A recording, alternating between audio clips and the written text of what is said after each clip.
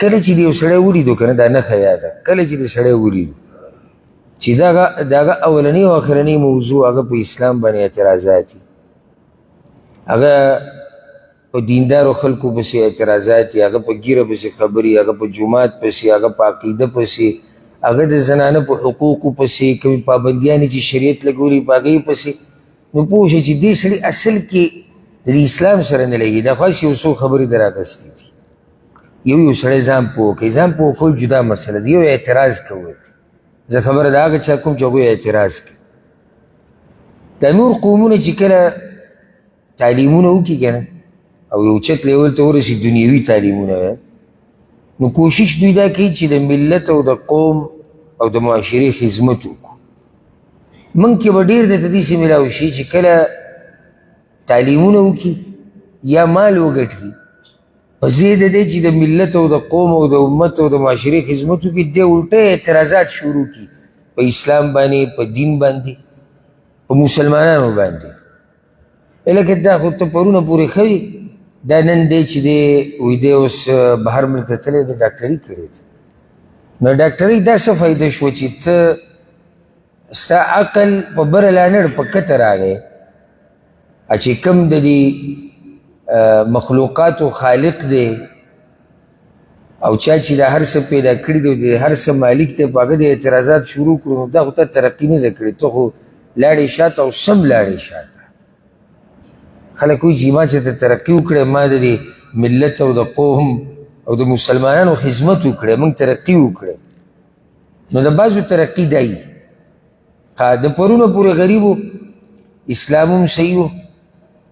دینداري هم صحیح وه، عقیده هم صحیح وه، زموږ معاشره هم صحیح وه. نن ورسره یو څو روپۍ ډېرې شوي دي، یو کله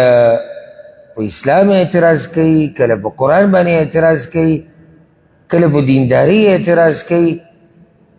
کله د زنانه د حقوقو په باره کې په اسلام کې شبهات رامخې ته کوي. دا د څه شي مالداري شوه چې تا نه هغه عقیده او دین او رب یې هېر کړو. دا خبره زما حقیقت ته که څوک پې خفه کېږي، هسې به خفه کېږي. داسې ما ډېر لیدلي دي. نور قومونو کې داسې خلک یې خو هغه لږي، زموږ دا خو چې داسې به راته پکې میلاو شي، مالداره شي، د ګډې وډې شروع کړي او یا دنیوي تعلیم وکړي، د نور څه شروع کړي. او داسې به کې هم شته چې هغه په ښه لار رواني او خدمت کوي د امت او د قوم او د معاشرې. زه نه یم چې ټول یو شان دي، خو زه هم داسې پکې شتي. هغه چې کله ته میډیا ګورې او د دې خلکو خبرې اورې، زه خو اکثر د دې خلکو خبرې اورم د دې لپاره چې ما ته پته وي چې په اسلام باندې څه اعتراضات کېږي. بیا خصوصا چې کله مسلمانان یورپ ملکونو ته سفر وکړي، نو دا سوچ مه کوه چې ما بالکل داسې په ارام پرېږدي. ما ته یو ورځ یو کس وایي تا ویلي چې یورپ کې داسې کوي داسې کوي، او موږ خو دلته اوسېږو څه نشتي. ګوره هغه تا ته داسې مخامخ نه وایي چې تا پسې راځي چې ته د اسلام سره دښمني کوه، هسې دومره کمقلان هم نه دي. دا خو ستا عقل په پوندو کې پروت دی چې ته پرې نه پوهېږي. اوس ته سوچ کوه چې ستا په ملک کې، ستا په کلي کې، ستا په علاقه کې تا نه پوهېږي، تا له دین خرابوي، نو چې ته د هغوی ملک ته ورشي ستا د دین به خیال ساتي؟ دا د کوم ځای خبره ده؟ خو په دې هوښیار سړی پوهېږي.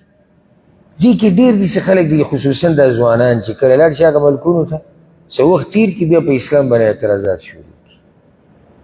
بیا په الله پسې خبرې، په پیغمبر پسې خبرې. سپیکر خو نه دی کولاو چېرته که نه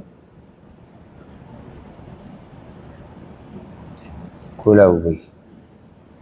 او که نه اوکې. نو بیا اعتراضات شروع شي. نو هغه اعتراضاتو کې یو اعتراض او یو شبهه، په دې مخکې چې شبهه ذکر کړو، دا خبره یاده کوي چې د یو سړي زر کاله عمر شي که نه، او روزانه زر شبهې د اسلام خلاف پیش کوي، نو زه ته قسم خورم په هغه رب کوم رب چې پیدا کړم دې کې یو شبهه هم داسې نشتي چې هغه به دلیل په رڼا کړي. او زه کمزوری بنده، کمزور علم دی ما سره، زه دا وایم څوک دې داسې شبهه ماته پیش کړي او داسې اعتراض په اسلام چې هغه د دلیل او د اصولو په رڼا کې څوک دې پیش کړي، که ما یې جواب ونه کړو بیا ووایه د الله رب العزت په توفیق سره. هغه علم ځکه موږ وایو چې څه نه څه دومره څه یې زده کړه که سبا له څوک ستا په دې دین اعتراض کوي چې تا سره څه خبره وي دا چې ګډوډ کېږي دا دقه دي علم ورسره نشته دین نه پېژني الله نه پېژني رسول نه پېژني سبا له ده د سړی اعتراض وکړي یاره ستاسو دې قرآن کې چې داسې دي دی هلکه قرآن کې چې داسې دي نو قرآن کې څه مشکل نشته مشکل تا کې دی چې تا چېرته دوه ټکي زده کړي نه دي تا چېرته اورېدلي نه دي چې قرآن کې څه دي د حدیث کې څه دي نن چې یو ماشوم راپاسې اعتراض ستا په دین باندې وکړي تا بیا چې دی وار پار دنه خطایي چې الله اوس دته څه ووایم نو ته به څه کې عیب به بیا د قرآن او حدیث باندې لګوي چې یاره دې نه عیب په تا کې دی چې تا څه یې زده کړي نه دي چې ته وخت یې ورکړی نه دی که لږ څه دې زده کړی وی لږ څه دې مطالعه کړی وی نن به تا دې جواب کړی یو شبهه چې هغه ډېره ګردش کوي هغه دا چې اسلام والعیاذ بالله زنانو له پوره حقوق نه دي ورکړي او دا خبره انګریزان خو اوچتۍ لګیا خو چې زه په ښه بد پوه شوی یم او زه دا قصې د هغوی اورم او اسلام حقوق نه دي ورکړي اسلام نو هغوی خو لګیا دي خو د اسلام سره دشمني ده بیا په مسلمانانو کې به پښتنو کې به ته داسې میلاو شي یاره بس د زنانه هم ازادي ده او حریت دی او زړی دی که نه اخر د دوی هم زړی دی دیم دا خبره کوي اگر که صفایي نشي کولی ځکه چې یېرېږي د معاشرې نه بعض ګوره داسې دي چې دوی دا خبرې پټې ساتلي د معاشرې د لاسه څوک به راته څه ووایي څوک به مې مړ کړي څوک به نقصان راورسي ګینې دی چې دا خبره تاوی راتاوی ټول علم دا مطلب دی چې اسلام زنانو له هغه حق نه دی ورکړی کوم حق چې په کار والعیاذ بالله په دې یو څو منټو کې زه دا خبره بیانول غواړم چې زنانه په نورو مذهبونو کې او د جاهلیت په زمانه کې څنګه ده او زنانه په اسلام کې څنګه ده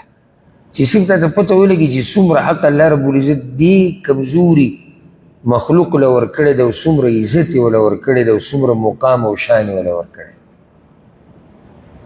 الله رب العزت ګوره د اسلام داسې دین نه دی رالیږلی چې دې کې د چا سره زیاتی شوی دی هغه ماشوم چې د مور په خېټه کې دی که نه لا دنیا ته راوتی نه پیدا شوی نه هغه ته هم د هغه حق میلاو شوی دی ماشوم ته یتیم ته کمزوري ته بوډا ته عالم ته جاهل ته مالداره غریب تور سپین هر چا ته الله رب العزت دغه حق ورکړی دی دا صرف په دې اسلام کې دی بلکې نشته ګینې ته وګوره دا موږ چې د ترقي یافته ملکونه وایو دا بعض دې دومره متاثرې دي چې د هغې دپاره خپل مذهب پرېښودو ته هم تیار دي موږ سهار ماښام د بعضو دا ورد اورو یاره هغه غرب کې چې دی یورپ کې چې دی ترقي یافته ملکونه دی هغوی چې هغوی کور کې تنخوا سړي له ورکوي موږ تنخوا ګډوډ کړي وو وایي که ستا کاري او که نه خو تاله تنخوا درکوي روزانه به هلته ته دا مسلې اوري چې توریان راوتي د سپینو خلاف او سپین راوتي توریانو خلاف او د یو بل نه دومره مړه کړو دومره مړه کړو دا په اسلام کې نشته دلته که تور دی او که سپین دی په دې مانځه کې موږ سره ولاړ یو والله که څوک دا فرق کولی شي چې دا خلک یو دي که دا جدا جدا دي عرب او عجم په منځه کې ودرېږي خپې د خپې سره دقه شان لګولي یو بل سره داسې راشه درشه دوا سلامي د عربي او د عجمي چې ته به ورته حیران شي ته به وایي چې دا که مور راوړي بچي رونه دي یو دا صرف په اسلام کې تا ته میلاوي هغه ملکونه چې دعوه د ترقي یافته کوي هلته به ته دا قصه اوري اوس که چېرته معمولي د مسلمانانو په ملکونو کې داسې کتبره خو کېږي اخو بیا د دې فرد کمی دی د اسلام خو نه دی نو بس دو به د دنیا په سر راوایي هلته زنانو سره دا وشو هلته ماشوم سره دا وشو نو صحیح شو دا د هغوی غلطي ده دغه ملکونو کې چې څه کېږي نه هغوی په خپله دغه ییني او نه زمونږ کې چې کوم د دوی نه متاثره دی هغوی ییني مخکې ورځو کې ما یو ویډیو لیده چې د سجي کې څه احتجاج دی او یو زنانه پکې لګیا ده خبرې کوي د پولیسانو د خپو نه نیولې ده او راکاږي په روډو باندې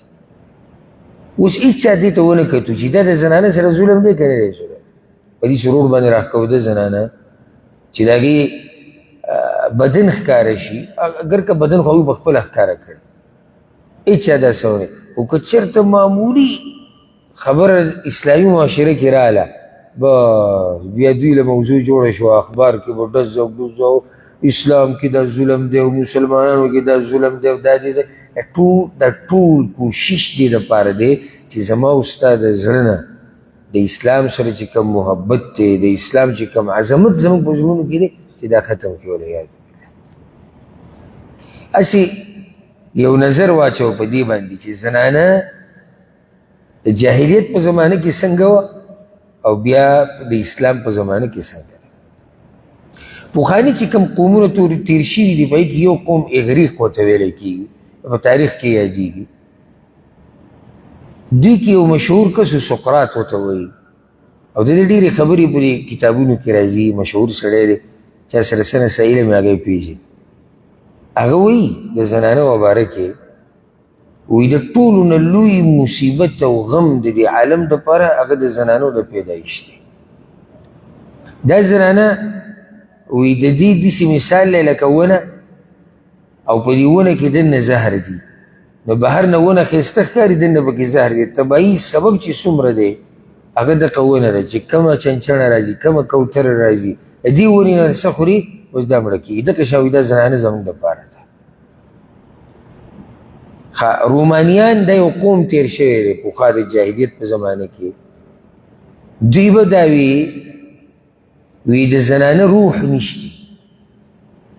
د زنانه نفس نشتی روح نشتی نو چې کله به زنانه نه څه غلطي وشو څه کمی زیاتې وشو نو د دې نه به یې کپړې لرې کړي او ستنې پورې به یې وتړله او بیا به یې له پاسه هغه تیل او غوړي اړول چې هغه به یې سره کړي او هغه به یې ګرم کړي دا دوی طریقه وه دا چینیان چې کوم دي د دوی دا خبره په تاریخ کې پرته ده چې دوی به زنانه ته یعنی داسې به یې وي د زنانو داسې مثال دی لکه اوبه چې په سړي باندې راشي او د سړي دا کور او مال او چې څه یې هغه د سړي نه ویشي دغه شان دا زنانه زموږ دپاره دي د دوی د لاسه چې دی څومره چې موږ ته مصیبتونه او غمونه رارسي دا ټول د زنانو د لاسه هېڅ مقام وله نه ورکوي ښه که دغه ته دې وکتو د انډیانو ته هنودو ته د دوی په ذهن کې خو د زنانه څه بل شان نقشه ده دا دوی په کتابونو کې دا خبرې لیکلی شوي بعضو هندوانو په دې کتابونو کې دي وایي چې کله خاوند مړ شي که نه خاوند مړ شي د زنانه د سره حق نشته چې دا د ژوند تېروي چې خاوند مړ شو د زنانه د سره حق نشته چې دا ژوند تېروي ځکه د دوی په بعضو د هندوانو کې مذهبونه دي دننه په بعضو کې دا طریقه کار دی چې کله نارینه مړ شي نو زنانه به ورسره ژوندی ښخوي یا به ورسره زنانه ژوندی سېزي ځکه چې د دې حق نور ختم شو د دې د ژوند حق د هغه وخته پورې چې څوک پورې خاوند فارسیان چې کوم دي د فرس والا د دوی که پخوانی تاریخ ترې راواغستو او اوس به کوم دا مرشتي په هغو کې چې هغوی اسلام نه دی منلی مور خور ترور رویره خورزه دا دوی ټولو ته یو شان ښکاري شهوت پوره کول وی مقصد دی که هغه ځکه مجوسیانو تاریخ وګوره هغوی به دا خبرې کولې او د مجوسیان دغه علاقه کې وټول چې که شهوت پوره کول مقصد دی که هغه ته د مور نه پوره کې که هغه ته د خور نه پوره کې که د لور نه یې پوره کې که د ښځې نه یې پوره کې که د رویرې او خورزې نه دا فرق پکې چا راوستی دا فرق څه شی دی تر دې پورې چې د دوی په تاریخ کې دا خبره هم پرته ده که سړی وغواړي چې زما دا ښځې دې ژوند کوي نو دا به ژوند کوي چې سړی نه غواړي چې دا ژوند وکړي نو دا به ژوند نه کوي د سړي سره دا حق شته چې دا ښځه ویې مړه کړي ځکه چې ښځه څه شی دی اصل صرف سړی دی بس فقط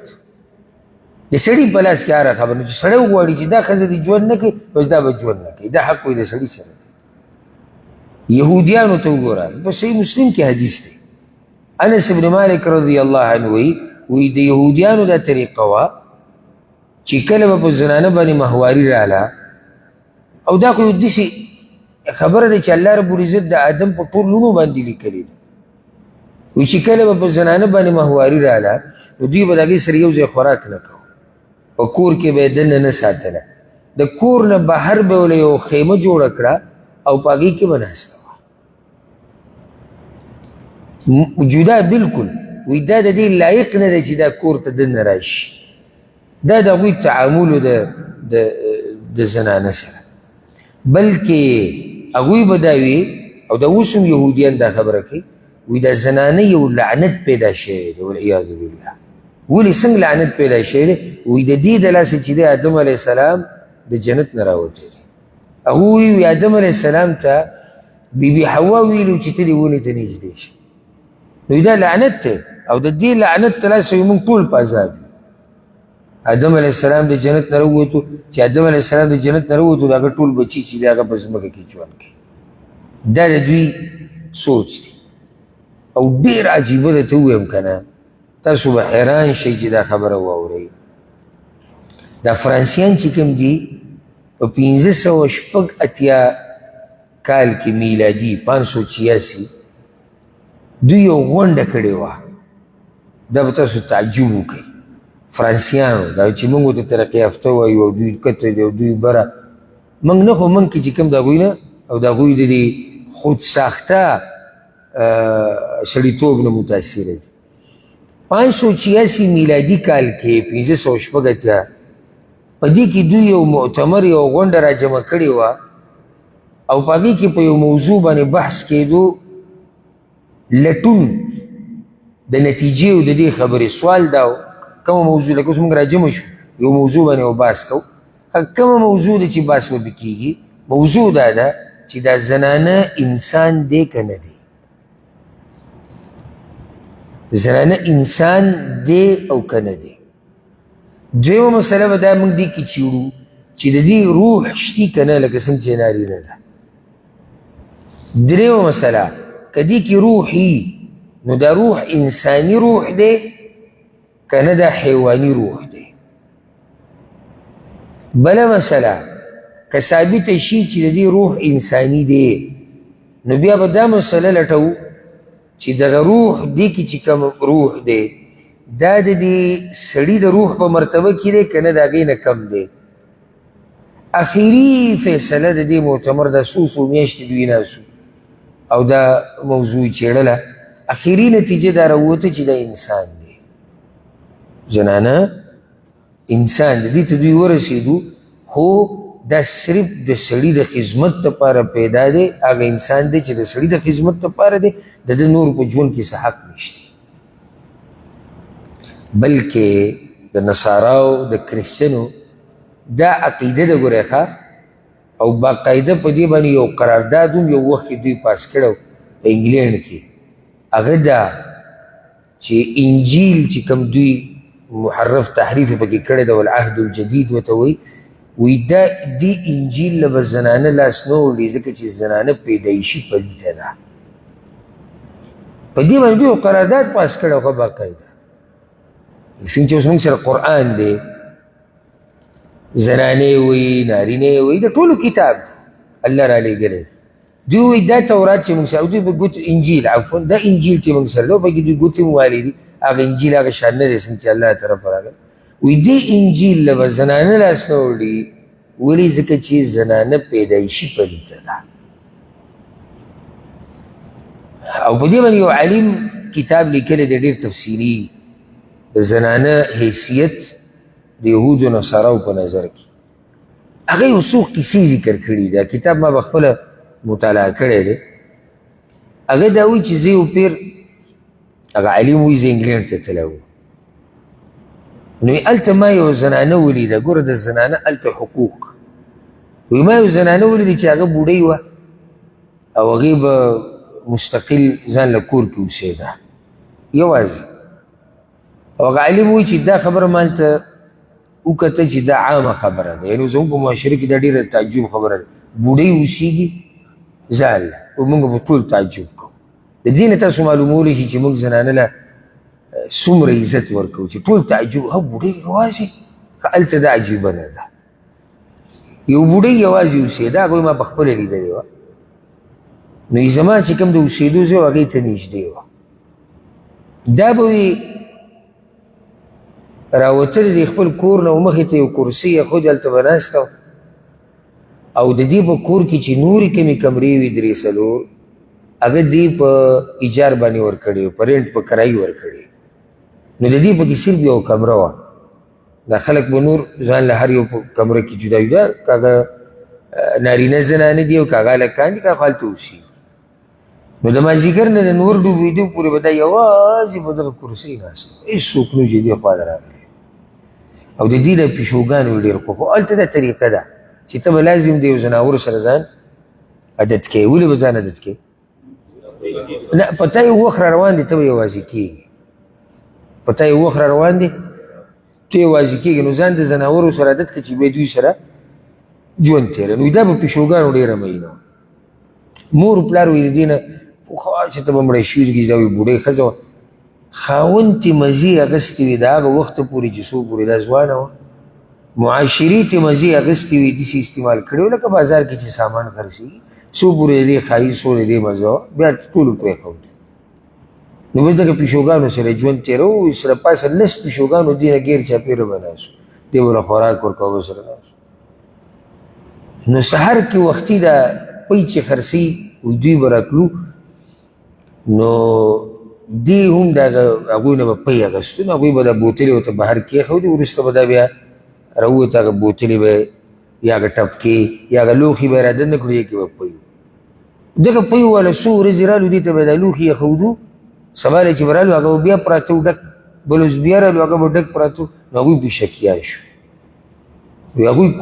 شکایت وکړو حکومت ته پولیسو ته ټلیفون وکړو چې دلته موږ دا پی دې کور ته دې کمرې ته ږدو څوک نه راوځي هلته څوک ګوره دا تپوس نه کوي چې دې کمره کې دا انسان دی د 2 ورځې نه و د 3 ورځې نه نه دا خو زمونږ یي چې ورځې 3 څلور پېرې ورټکوو پلانې څنګه داسې دا خو د اسلام ښایست دی یاره هغه پلانې مې ونه لیدو هغه نه و دا ویلېږي پولیس راغی هغوی هغه ور په زوره کولاو کړو چې ویې کتو نو هغه مړه وه هغې 3 څلور ورځې شوې نو دا عجیبه نه وه چې هغه مړه وه عجیبه دا وه چې دغه پیشوګان وږي شوي دي نو د دې نه غوږونه او پوزه او سترګې او دا هر څه ته خوړلی دي چې هغه وږي شوي هغوی ته نور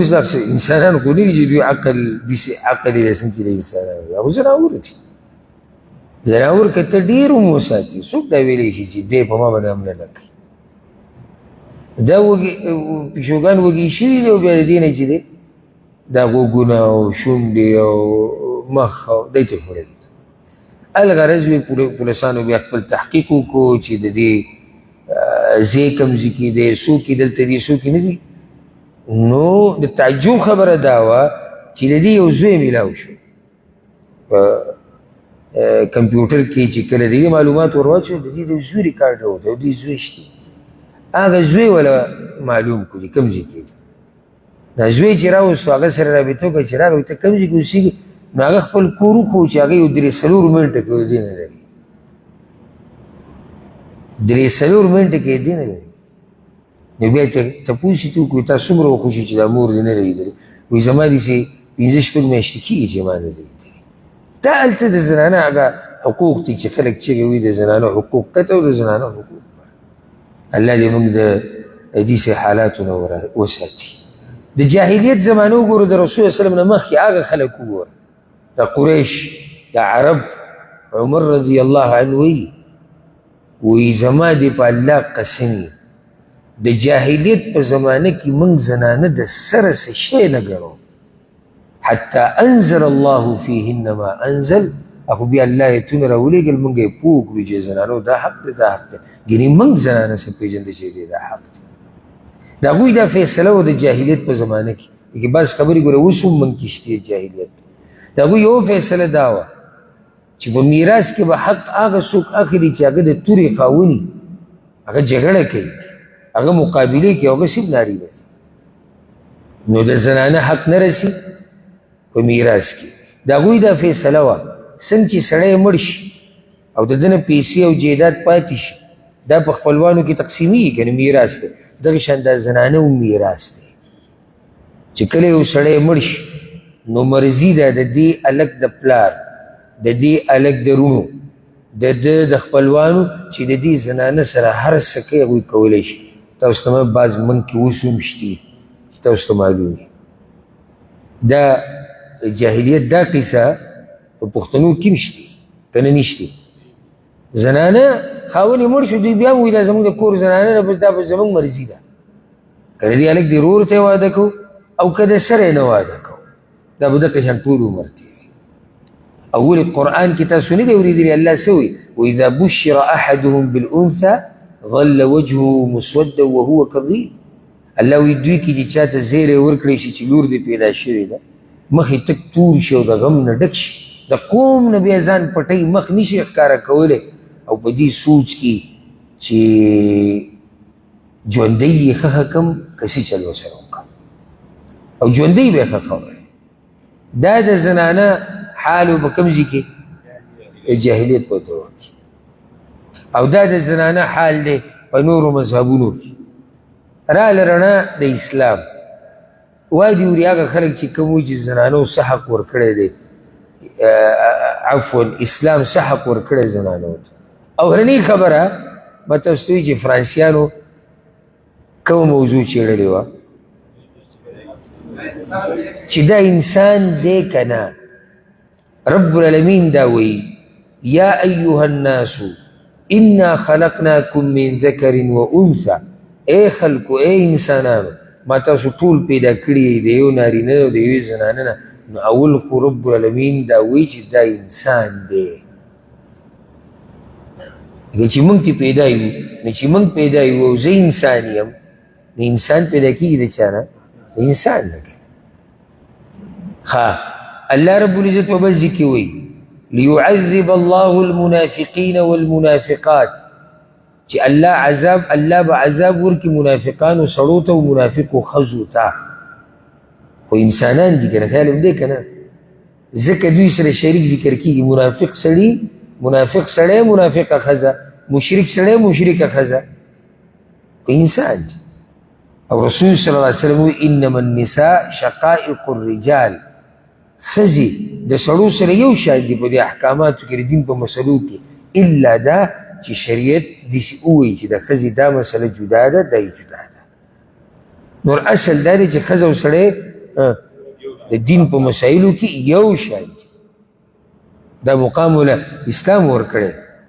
دا مقام وله شریعت ورکړی دی اسلام څه ورکړي دي اسلام زنانه په مثال کې ذکر کړې ده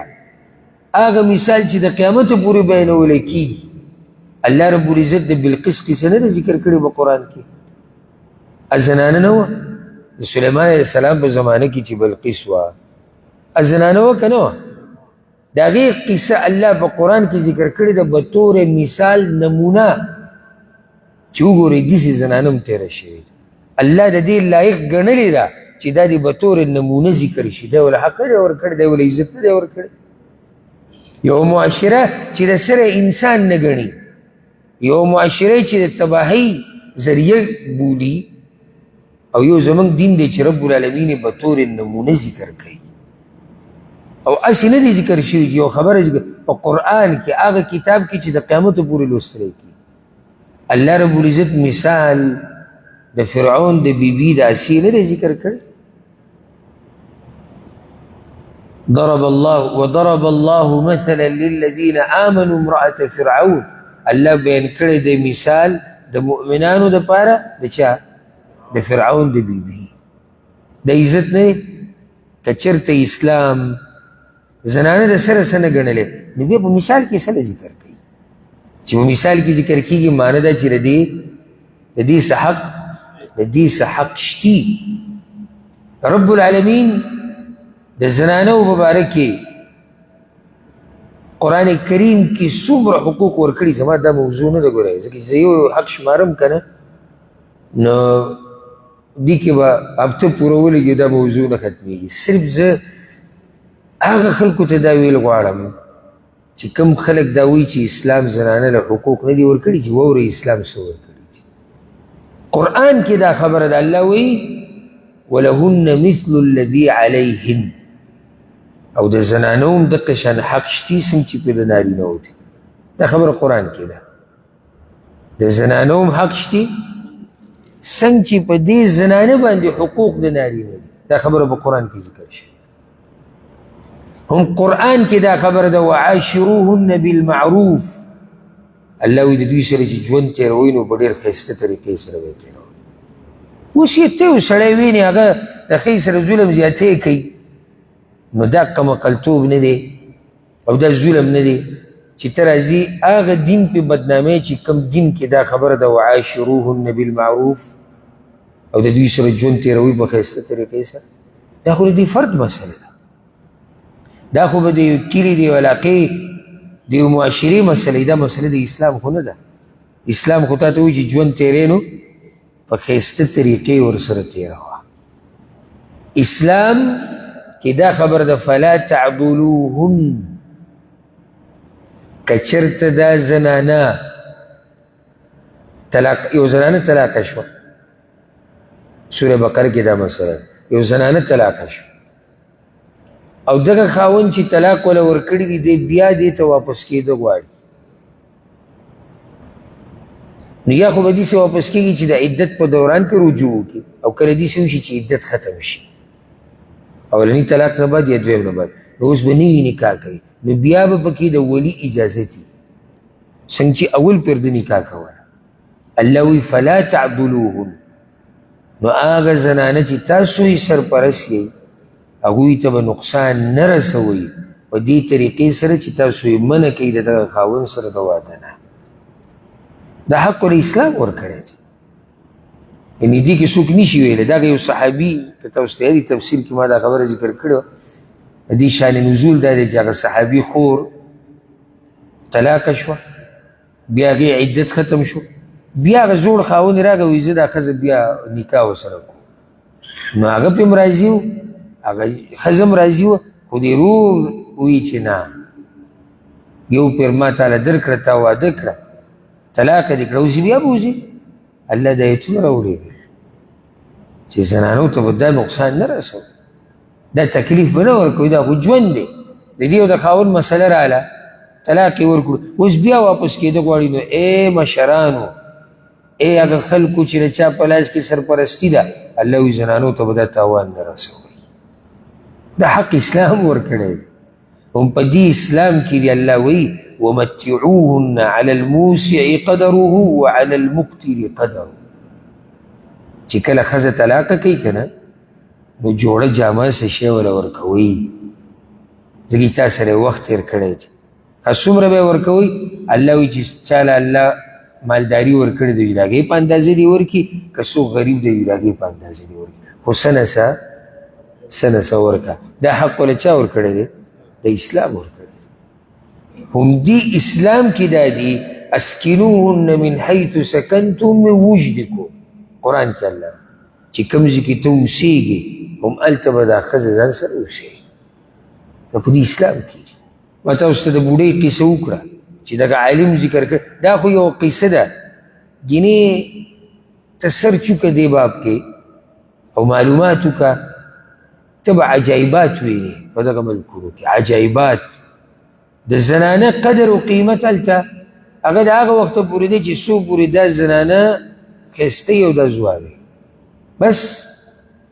سامان دی، لکه بازار کې چې سامان خرڅي چې دې سامان باندې تاریخي چېرې دا له ایکسپایر شوی نه دی، نو په دې یو جاښه جوړې دی چې ایکسپایر شي څوک ورته ګوري هم نه، روایلې خلک یې کچرې ډرام ته ګزار کوي، دا څوک نه استعمالوي. په دې پابندي دی او دا بدن له نقصان دقه شان د زنانه حیثیت دی. څو پورې د دې سره ښایسي ټول به دې ګیر چاپېره تاویږي راتاویږي، ټول به استعمالوي. چې ښایست ختم شو قیسه ختمه شو. زموږ سره دا قیسه نشته وایي. موږ ته الله وایي چې کوم ځای کې اوسېږې ښځه به ځان سره اوسې، دې ښځې له ځای د ستوګني دا ستا کار دی ای سړیه. د شریعت دا خبره ذکر کړې. که دا بوډۍ شي نو د ایت کې خو دا نه دي چې کله پېغلی نو بیا وله ځای د اوسېدو ورکه، چې کله ښایسته یي بیا وله ځای د اوسېدو ورکه. نه، که دا بوډۍ ده، که دا پېغله ده، که دا هر څنګه ده، که دا روغه ده او که دا بیماره ده، که دا توره ده او که دا سپینه ده، خو ستا دا ذمهواري ده چې د دې دپاره به د اوسېدو د مناسب ځای بندوبست کې د خپل وس مطابق. دا په شریعت کې دا په بل ځای کې نشته. هم دې شریعت کې الله وایي فآتوهن اجورهن فریضه، چې کله زنانه سره نکاح کوئ نو ګوره مهر به وله لازم ورکوئ. د دې شریعت کې دي مهر به وله لازم ورکوئ. مهر ولې ورکو یا الله؟ دا جنۍ را روانه ده دومره، خپل مور پلار پرېږدي،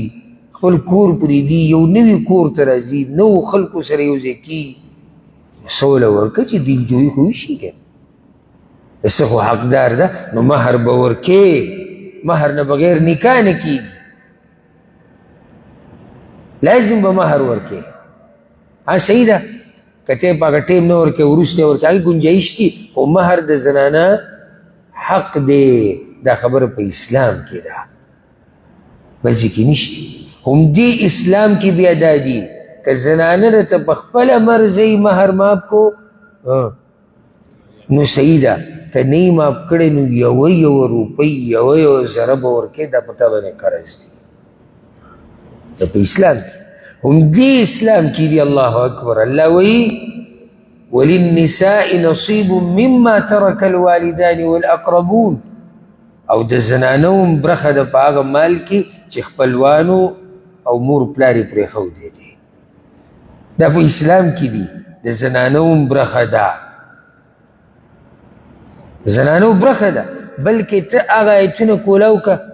په کومو آیتونو کې چې رب العالمین تقسیم د میراث ذکر کړی دی، یوصیکم الله فی اولادکم للذکر مثل حظ الانثیین. الله تاسو ته وصیت کوي په باره د میراث د بچو ستاسو کې، نارینه ته به میلاویږي برخه په شان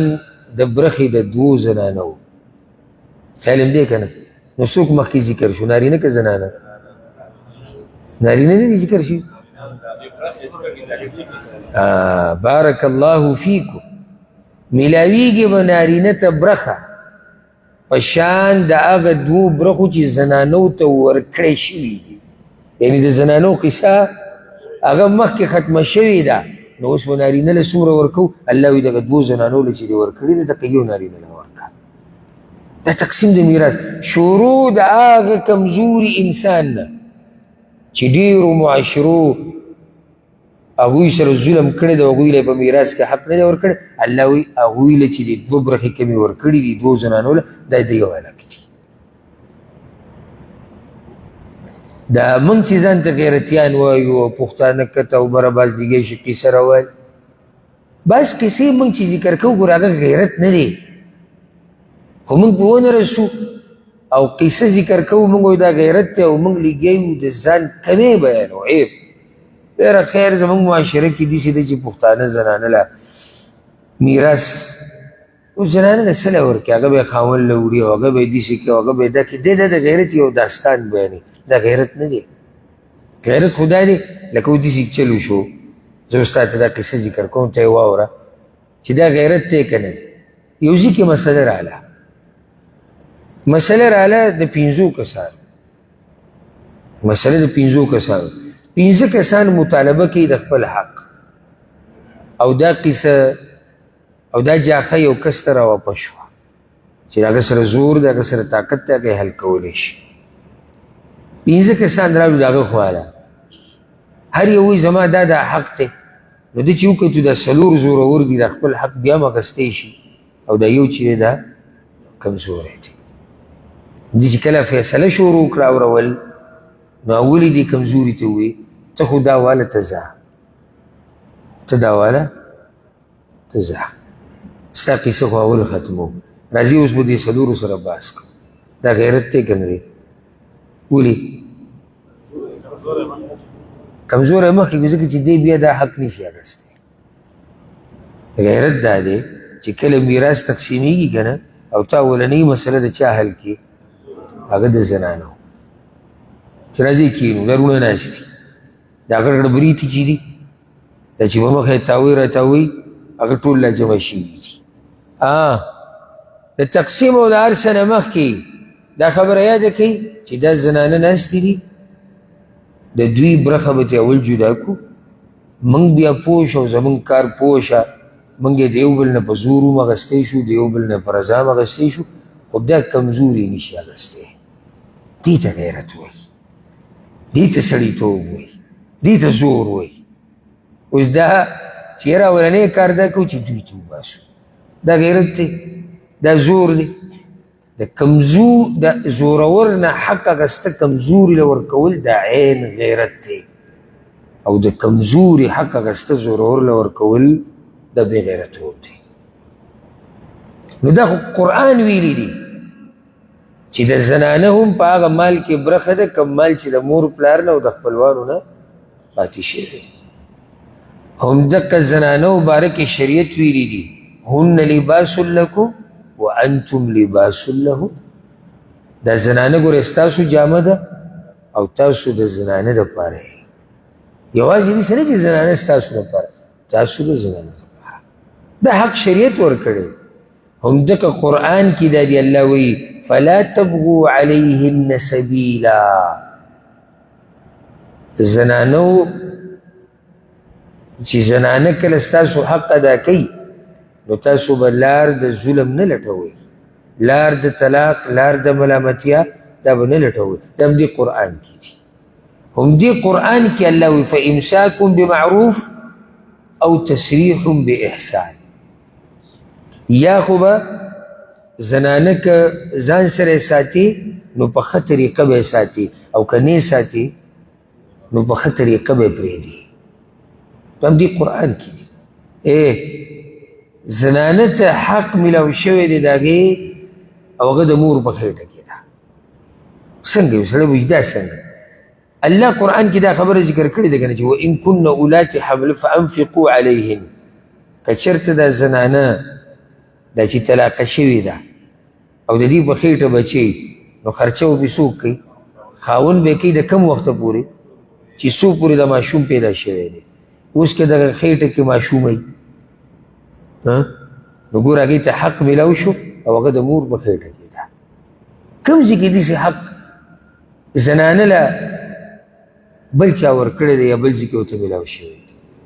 ها زنانه ماشومه ده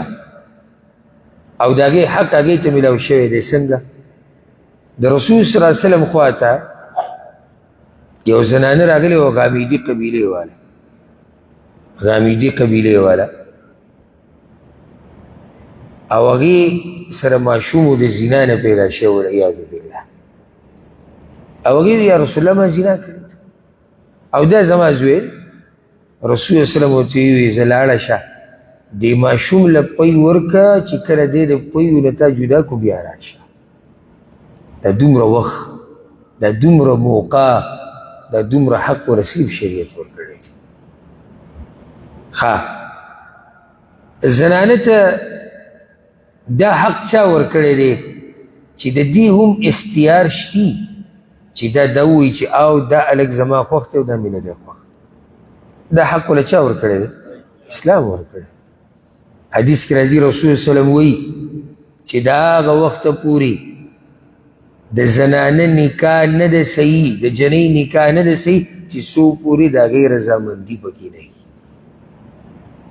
د هغې رضامندي پکې دا حق اسلام ورکړی دا بعضې راشي یاره وایي اسلام چې دی زنانو له حق نه دی ورکړی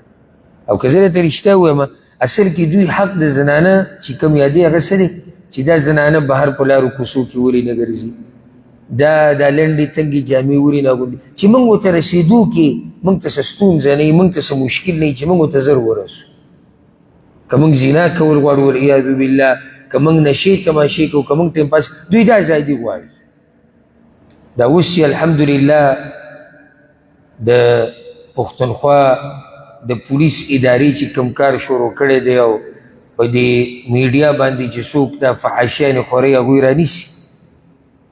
او برابروي دا کم خلک چې د زنانو د حقوقو چغې وایي که نه هغوی دا نه غواړي هغوی چې دا زنانه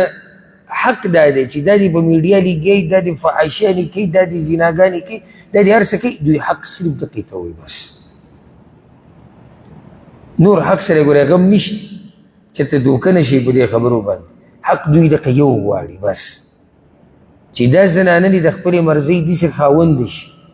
چې دا دې د سړي په شان کور ته وزي راننوځي څوک دې دې تپوس نه کوي د دې که خاوند وي خو چې د خاوند په څنګ کې دې ته د یو یار دوم اجازت میلاو شي دې ته دا اجازت هم میلاو شي چې دا د نارینهو سره ګډ وډ کاروبار کوي او د هغوی سره مزدوریانې کوي صرف ټول قصه هغه دې دپاره روانه ښه زنانه ته حق میلاو شوی دی که دا خلع وکړي نو دې ته د خلع حق دی لکه خاوند طلاق نه ورکوي خو د هغه خاوند سره اوسېده نه کیږي چا دې له حق ورکړی چې دا دې خاوند نه جدا کیدی شي اسلام خیال دې حق ته یره اسلام ظلم کړی دا ظلم دی یو زنانه د خاوند سره ژوند نشي تېرولی ظالم دی بله مسله ده او دې دا ثابته کړه قاضي پسې ورله نو دا ښځه به د دې خاوند نه جدا کیږي دا ښځه چې طلاقه شي خاوند وله اوس طلاق ورکړو د دې بیا هم حق دی وی مهر به ورته ټول پرېږدي او که ټول ورته نه پرېږدي نو په بعضو حالاتو کې نیم مهر به ورته پرېږدي دا حق چا ورکړی دی دا خو اسلام ورکړی دی بلکې دې ته اوس وګوره زنانه یتیمه ده ماشومه د یتیمه ده د دې بلکل اقه شان حق دی چې کوم چې د هغه یتیم الګ دی څه فرق پکې شته لکه کله چې موږ دا حدیث بیانو چې رسول الله صلی الله علیه وسلم وایي چې زه او د یتیم سرپرستی کوونکی موږ به په جنت کې داسې یو ځای لکه دا دوه ګوتې د دې نه یتیم کم یو مراد دی الک او جنۍ الک او جنۍ که هغه جنۍ ده او که هغه الک دی دا رب العالمین دا حق ورکړی دی رب العالمین زنانو له دا مقام ورکړی دی چې ته ورته نشي کتی بې ضرورته پردی زنانه ته نشي کتی وقل للمؤمنین یغضوا من ابصارهم دا عزت چا ورکړی دی اسلام ورکړی دی زموږ په معاشره کې د اسلام په معاشره کې چې زنانه روانې په لاره باندې او داسې مخې له راځي نو موږ دیوال ته مخ کوو موږ خبرې اترې د بل چا سره شروع کو مخ د هغه طرف ته کو یا لار بدله کو یا کور ته ننوځو خو په څه طریقه د دغه زنانه نه نظر واړو دا عزت صرف په اسلام کې نو په بل ځای کې نشته زنانه په لاره باندې روانې څوک ورله لاس نشي وړلی څوک یې تنګولی نشي دا عزت صرف په اسلام کې دی ولې د دې تنګول خو پرېږده سبحان الله که په دې د بهتان ولګو که نه او دلیل د سره نه نو اتیا کوړې سزا د تا ته ومیلاویږي د عزت بل کوم ځای کې دی که صرف خبره دې وکړه خبره تنګول خو پرېږده لاس وروړه که خبره دې وکړه چې دې زنانه کې دا چل دی او بهتان دې ولګو او ثابته دې نه کړه سزا یې څه ده اتیا کوړې به وهلی کېږي د عزت صرف په اسلام کې دی او که چا ورسره زیاتې وکړو او زینه یې ورسره وکړو والعیاذ بالله یا یې ووجله یا څه ظلم د هر څه بدل شتي په شریعت کې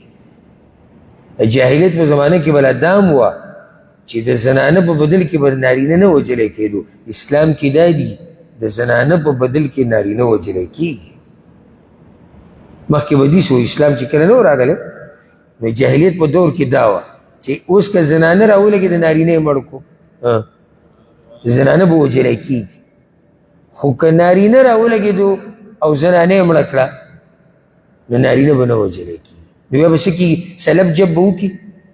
او خبره بره په ده به کوو په پیسو په یو شي او بل شي خو وجل پکې نشته ځکه چې هغه زنانه او دا نارینه په اسلام کې دا نشته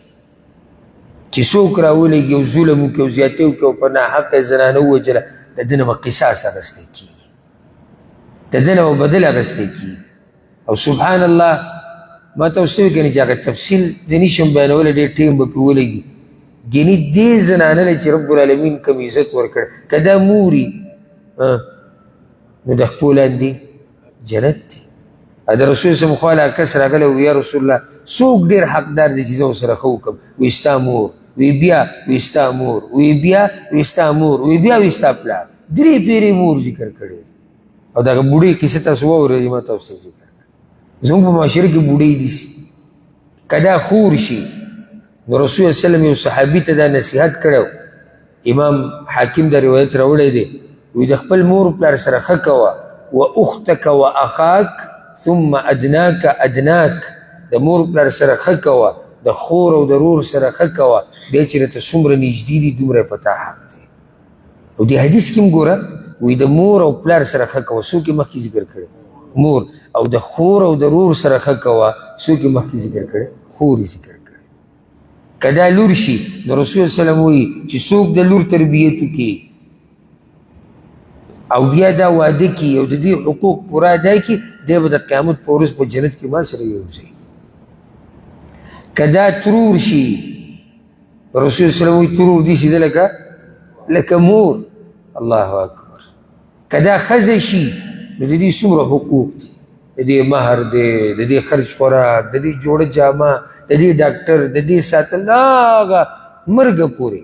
دا د دې سړي په ذمه دي. او که دا سړی نه نو د بچو په ذمه دي، که بچي او خاوند نه نو د رونو په ذمه دي. دا د زنانه حق دی په شریعت کې او په اسلام کې. نو داسې موږ یو نظر واچو په دې خبره باندې چې وګورئ زنانه په جاهلیت کې او زنانه په اسلام کې، زنانه په نورو مذهبونو کې، زنانه په اسلام کې. زنانه هغه خود ساخته چغو کې چې موږ د زنانو حقوق ورکو او زنانه د صحیح حقوقو په رڼا کې. ما تاسو وویل چې دوی نور یو حق نه ورکوي، حق دکه غواړي چې دوی دې راوځي بار.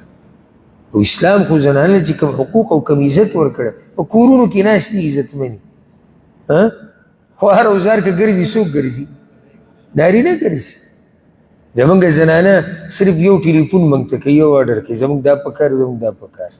اوس موږ یې که په قرض راوړو، که د اسمان نه راکوزو، که د ځمکې نه راوباسو، خو را پیدا کوو. دا عزت پر کوم ځای کې دی؟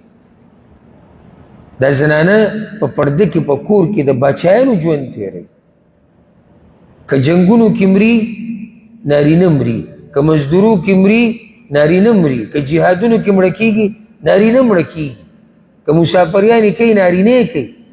هغه زنانه ښه په حیا او په عزت کې په کور کې ناسته دا د اسلام د لاسه. دوی نه دا بهر ته راوباسي بلکل لکه نارینه.